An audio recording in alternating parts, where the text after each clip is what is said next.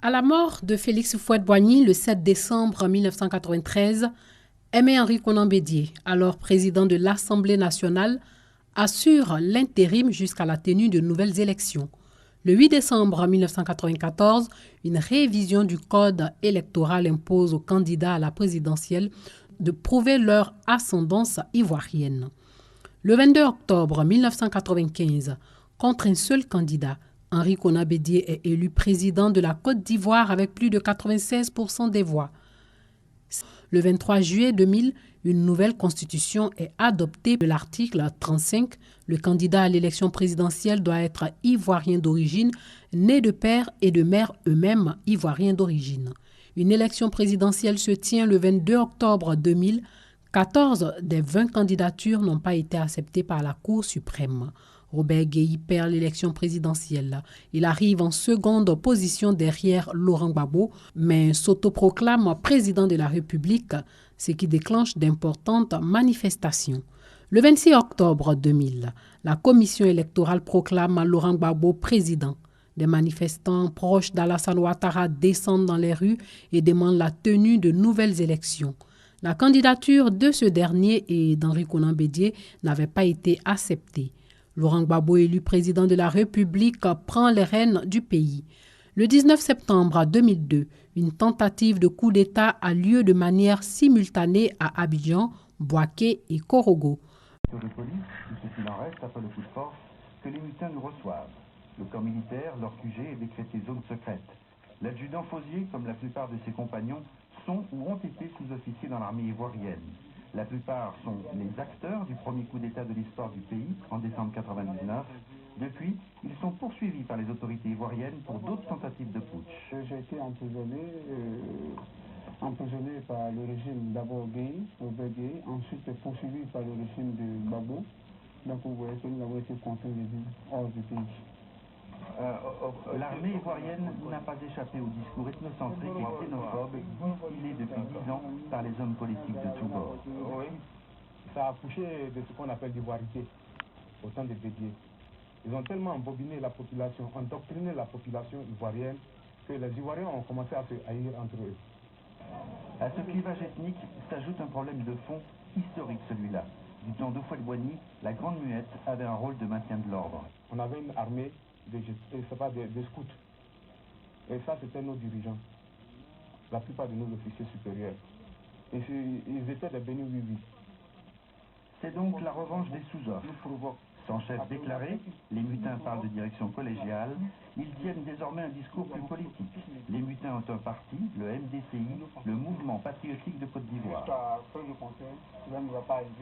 C'est une organisation en fait de tous ceux qui sont des patriotes, des gens qui se sentent capables de lutter pour la libération de la Côte d'Ivoire. Ils sont capables de faire la vraie justice en Côte d'Ivoire, la démocratie. C'est le 19 septembre 2022. Cela fait exactement 20 ans, jour pour jour, que des soldats ivoiriens ont pris leur courage à bras le corps avec conviction et détermination pour braver l'injustice, la discrimination, la ségrégation raciale et la préparation d'un génocide qui était en cours de la part des ethnocentristes, des racistes et des sectaires comme Laurent Gbagbo, les Gore et Konan Bédié lui-même. Alors, aujourd'hui, il y a un seul sujet à l'ordre du jour. C'est ce sujet-là en question. Le rappel de l'histoire et la commémoration du 19 septembre 2002, le 20e anniversaire, jour pour jour. Bien avant de commencer, je voudrais remercier et féliciter très chaleureusement Ibrahim Koulibaly, alias Major IB, Koné Zakaria, Thio Fauzier, Chérif Ousmane, Koné Messamba, ainsi que tous les autres combattants et guerriers et soldats de rang qui ont pris leur courage en main pour libérer la Côte d'Ivoire et pour restaurer la dignité des peuples du Nord, y compris même la dignité de tous les Ivoiriens. Aujourd'hui, vous avez pris le temps en long et en large de faire tous les développements. Le travail a été tellement bien fait même que vouloir revenir là-dessus encore, ce ne serait pas trop intéressant. Mais moi, je vais partir de certains témoignages que moi-même j'ai vécus pour justifier. En réalité, d'aucuns disent que c'est une rébellion. Moi, je dis que c'est une révolution salutaire. Moi, selon moi, ça a été une révolution salutaire. Parce que les rébellions, nous en connaissons. Hein. Il y en a au Congo, il y en a eu au Libéria. On a vu combien de morts ça a entraîné. Mais ce qu'on a appelé ici la rébellion ivoirienne, allez-y demander aux experts de l'ONU. Ils ont même dit clairement que les gens disent qu'il y a rébellion en Côte d'Ivoire, mais qu'il n'y a rien.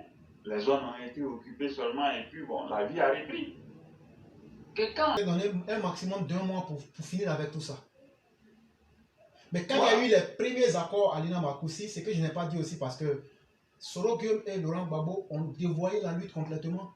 Ils ont mis leurs intérêts en avant et ils ont fait durer cette situation. Sinon, selon le plan originel, même après l'échec du 19, là, ça ne devrait pas dépasser 1 mois. Et c'est pourquoi si tu as suivi la bande que j'ai mis, le monsieur a dit, si vous voulez négocier avec nous, ouvrez la route, on rentre avec notre détachement, on va dans un camp et puis on discute. Oui. Il s'appelait Camin. Il s'appelait Camin, ce monsieur-là. Mais en fait, il y a beaucoup de non-dits que les gens ne maîtrisent pas. Et malheureusement, ils nous ont conduits dans ces incertitudes, comme vous êtes en train de le dire. Oui. Donc moi, je dis, pour moi, ça a été tout simplement une révolution sanitaire. Alors, je vais partir de certains faits que moi-même j'ai vécu pour justifier le bien fondé de cette révolution sanitaire du 19 septembre 2002. Dès l'accession au pouvoir de Laurent Gbagbo, juste après que Gueye ait fait son coup d'État et qu'il n'avait pas réussi à amener à bon port la transition, que n'avons-nous pas vu dans ce pays? Dans ce même pays,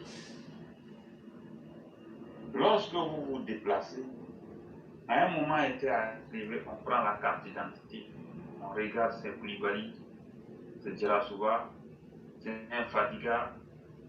Qu'est-ce qu'on fait? Alors mets-toi de côté, ici. Ça, c'était bien avant hein, le 19 septembre 2002. On vous met de côté. Les raquettes sur les citoyens nordistes, les rafles à répétition, c'était de trop dans le pays. Moi-même, dans une ville du Nord, un soir, on était arrêté comme ça, devant un kiosque en train de discuter. On n'a rien compris. Tout d'un coup, ils arrivent, les forces de l'ordre, ils arrivent. Il y a d'autres qui ont commencé à fuir, nous on était arrêtés. Ils viennent nous dire, mais vous voyez les autres fuir et vous vous arrêtez, mais qu'il y a quel problème? Donc nous, on ne vous effraie pas. Non, mais nous, on ne voit pas où se trouve le problème. Nous ne nous reprochons rien. C'était même pas 1 heure tardive. On est arrêté à côté du kiosque. Vous voulez qu'on commence à fuir, pourquoi? Nous ne sommes pas des brigands, ni des délinquants, ni des voleurs. On va se mettre à fuir, pourquoi? Donc qu'est-ce qu'ils ont fait? Ils nous ont fait monter dans les cargos. Ils sont allés nous déposer la nuit, hein, aux alentours de 21 heures comme ça, très loin, hors de la ville. Et ils nous ont dit de marcher pour eux. Il y a eu ces cas. Quand Gbagbo était au pouvoir, dans les administrations, un peu partout, lorsque vous aviez un nom à consonance nordique, qu'est-ce que c'était quoi? On dit alors voilà les assaillants. Moi, personnellement, à l'école, en son temps, au lycée technique à Boaké, entre 2000 et 2002, moi, on m'appelait assaillant. Quand tu rentres comme ça, tu viens, tout le monde, on t'appelle assaillant. Voilà. Il y a eu ça. Ça, ce sont des faits qu'on a vécus. Au-delà de ça, je l'ai répété, lors des voyages, quand même on regardait la manière dont les citoyens nordistes étaient traités, ça laissait à désirer. Laurent Gbagbo, dans même Boaké, lorsqu'il a accédé au pouvoir, les forces de l'ordre ont tué des gens en 2000. Ça, on a vu. Ça même, c'était bien avant même le déclenchement des hostilités du 19 septembre 2002. Ce sont des scènes auxquelles on a assisté. On voyait combien de fois même c'était très difficile pour voyager. Donc, fort de tout ça, et lorsque le président Ouattara, sa candidature a été rejetée pour les élections présidentielles, après les élections législatives, on a vu combien de fois Laurent Gbagbo il a mis les escadrons aux trousses des militants RDR pour les tuer. Ça, on a vu. Partant de là, tous les ingrédients étaient réunis. La ségrégation ethnique n'a pas changé. Je l'ai dit, c'était un génocide qui était en cours de préparation. Si ces soldats ne se levaient pas pour arrêter Laurent Gbagbo dans ses velléités machiavéliques de pouvoir décimer le peuple du Nord ou bien de s'en prendre au Nordiste, lui et ses militants. Ces soldats, ils sont arrivés au bon moment. Donc, fort de tout ce qui, tout le monde savait que tôt ou tard, ça allait finir par déclencher. Et voici comment, le 19 septembre 2022, les choses sont parties. Et malheureusement, comme Gbagbo n'a pas pu être renversé ce même jour, la situation a perduré. Et même après l'échec du coup d'État, on a vu ce qui s'est passé à Abidjan, un peu partout dans les villes. Et lorsque ces histoires de négociations et Guillaume Zéro sont rentrés dans la danse, les choses ont perduré et finalement c'était difficile. Mais moi, je suis un acteur clé pour rendre témoignage. Le 19 septembre 2022, l'année-là m'a trouvé à Abidjan. Et c'est l'année où on venait de rentrer nouvellement à Yamoussoukro dans la grande école. Qu'est-ce que nous n'avons pas vu? Lors des voyages, la situation s'empirait. Vous portez le boubou, à Adjamé, vous êtes des passages, vous voyez, on prend les vieilles personnes parce que tout simplement, il y a une barbe, un boubou, on les met dans le cargo, on les chicote, on les tabasse, on les rançonne, on prend de l'argent, tout ça, on voyait. Moi-même, j'ai dit, je suis un acteur clé pour rendre des témoignages. Lorsqu'on prenait le cas d'Abidjan et Yamoussoukro, mais le corridor, on voyait, dès qu'on prend ton nom, on regarde, c'est Koulibaly, on vous met de côté. C'est Doto, on met de côté. C'est Diarra Touba, on met de côté. Vous devez vous justifier maintenant. Et nous autres, qu'est-ce qui nous sauvait? C'est les titres d'étudiants, c'est ça qui nous sauvait. Hein? Voilà. Ça, c'est l'histoire d'un seul voyage. Mais ce que je vais dire, il faut préciser que de 2003 maintenant, 2003 jusqu'à 2011, constamment et régulièrement, je voyageais. Je quittais toujours la zone de Yamoussoukro pour le nord et du nord pour Yamoussoukro, vice-versa. Ça, c'était toujours chaque 3 mois minimum, je voyage. Et j'ai vu des choses. J'ai vu des choses. Déjà en septembre, non pas en septembre, en juin 2003, mon petit oncle et mon cousin, qui étaient étudiants à Boaké en sciences économiques, à la période de la crise. Pendant 9 mois, 8 à 9 mois, ils sont restés bloqués à Korogo. Ils n'ont pas pu continuer leurs études. À un moment donné, on a dit à tous les étudiants de venir à Abidjan pour continuer leurs études. Voilà comment en juin 2003, eux, ils ont pris la route. Mais arrivé à Yamoussoukro, qu'est-ce qui s'est passé? C'est Scorpion, le tueur, le chef d'escadron de la mort de Yamoussoukro, Zamblébi alias Scorpion. Il avait une voiture rouge. Il régnait en terroriste. Il faisait semer la terreur sur la ville de Yamoussoukro. Quand vous arrivez au trou là, quand on te met là-bas, des fois on tire sur toi et puis la nuit on te prend, on s'en va te jeter en brousse.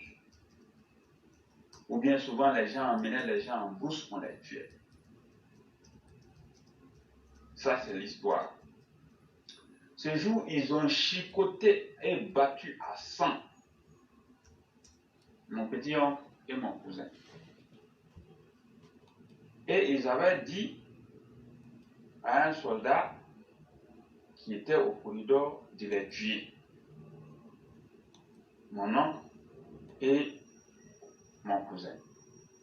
Mais vous le savez, un homme, quand ta vie n'est pas encore finie, la vie humaine relève la volonté de Dieu.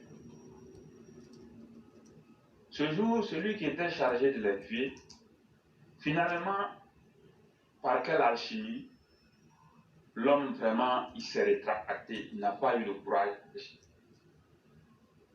Il s'est résigné.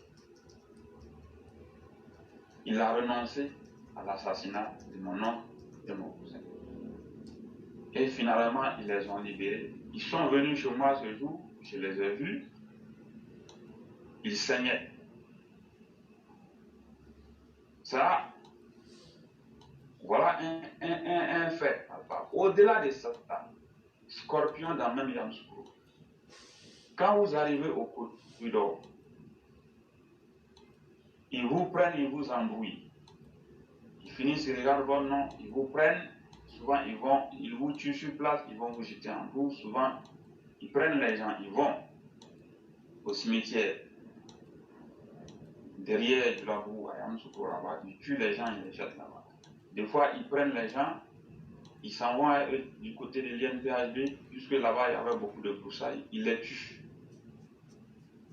Bien avant, ils vous prenaient d'abord, il y avait une bâche, on vous mettait là-bas, parce que moi-même j'ai été arrêté là-bas et j'ai été victime aussi. Et voilà, donc lorsqu'ils vous font descendre, et comme tu l'as dit, vous embrouillent, et une fois que tu tombes dans leur piège, ils te disent de se déshabiller, ils ont une bâche, on te met là-bas. Et il y avait 2 possibilités, soit vous allez vers l'INPHB, ou même soit il y a le cimetière à côté du corridor là. Voilà. À la gauche, quand tu vas à Boaké, voilà, les assassinats aussi. Je vois très bien. Voilà, c'est un peu comme ça que ça s'est passé. Et maintenant, du côté de l'INPHB, ils avaient creusé sommairement un gros trou où ils faisaient les exécutions sommaires là-bas. Mais dans certains cas, quand certains étaient chanceux qu'ils avaient de l'argent, qu'ils arrivaient à négocier, ils les laissaient partir. Voilà. Donc, voilà des faits. Et Scorpion, il a tué plusieurs personnes comme ça. Entre 2003 jusqu'à pour venir à 2006. Ce n'est que lorsqu'il y a eu les accords de Ouara qui ont commencé à tomber qu'ils ont commencé maintenant à arrêter. Pendant près de 4 ans bien comptés, il a tué plusieurs innocents. Nous, on voyageait, on voyait. Nous autres, on arrivait à passer. Quand tu arrives, tu te justifies avec ton titre d'étudiant. Voilà ce qui sauvait. Sinon, bien des cas, plusieurs fois, ce que les gens faisaient, ils embrouillaient les gens, lorsqu'ils n'arrivaient pas, on les tuait. Tout ça, on a vécu. Dans la même période, les escadrons de la mort, on ne va pas citer au cas par cas, ils régnaient en maître absolu à Abidjan, où on a vu les camarades H, les docteurs Dakoui, Benoît être tués. Plusieurs innocents comme ça ont été tués. Tout simplement parce qu'ils avaient des noms en consonance nordique. Ces cas-là, on a vu. À l'université, la FESI même était armée et instrumentalisée pour tuer les étudiants qui venaient du Nord et les étudiants qui osaient s'opposer à la FESI ou bien qui osaient créer un autre syndicat. Tout ça, on a vu dans ce pays. Ce sont des faits réels que personne n'ignorera. Plusieurs fois, je voyageais, je voyais. Il n'y a que la carte étudiant qui sauvait l'homme. Sinon, si ce n'était pas le cas, peut-être que nous autres, on nous conjuguait au passé.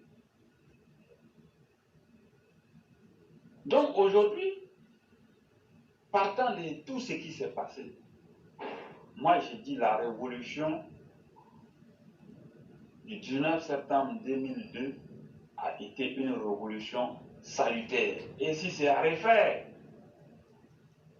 sans remords, sans aucun état d'âme, nous allons le faire. C'est pour cela que nous interpellons et nous mettons en garde contre les récidivistes, les haineux, les ethnocentristes, les racistes, les ségrégationnistes, pour leur dire de faire profil bas.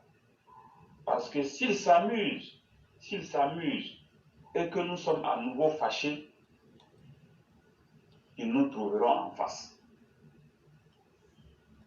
Nous sommes entièrement fiers de cette révolution salutaire du 19 septembre 2002 et nous assumons entièrement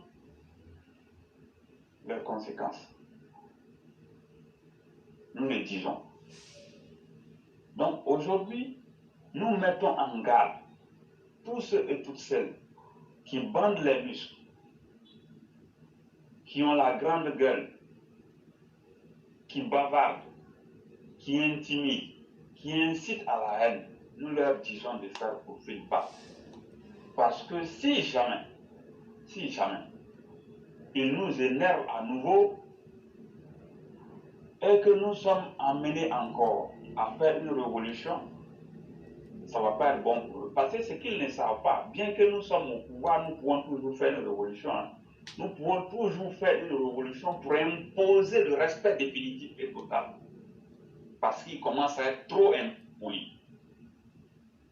Il faut qu'on leur dise ça. Sundiata le conquérant, je crois que quand tu parles des rabougris mentaux, il faut dire ça dans un français accessible. Ça veut dire, nous connaissons et reconnaissons le pouvoir de la Lassana Ouattara que nous respectons. Mais c'est par respect, sinon on a les moyens de nous imposer par la violence. Voilà. Et que si ça s'impose de droit, on ne va pas hésiter et on ne va pas étendre. C'est ce qu'on est en train de dire. C'est très clair. Voilà. C'est gore, c'est pseudo-opposant, c'est malheureux, c'est démon, c'est diable, comme Pulcherie la Galeuse et autres, qui font leur va-tout pour instrumentaliser. Nous leur disons de se calmer. Parce que s'ils nous énervent, nous allons agir de la plus ferme des manières pour les corriger comme il se doit et imposer le respect. Ça veut dire que bien que nous soyons au pouvoir, nous avons la possibilité d'encore les corriger pour renforcer la dynamique du pouvoir. Donc, il faut qu'ils fassent profil bas. Parce que ce qui s'est passé dans ce pays depuis des décennies, nous sommes tous témoins de l'histoire. Le développement qui est en cours, il faut que ce développement continue dans de très bonnes conditions. Nous n'allons jamais laisser des moins que rien, des vauriens, des fainéants, des médiocres venir détruire ce pays à nouveau. Non, ça c'est terminé.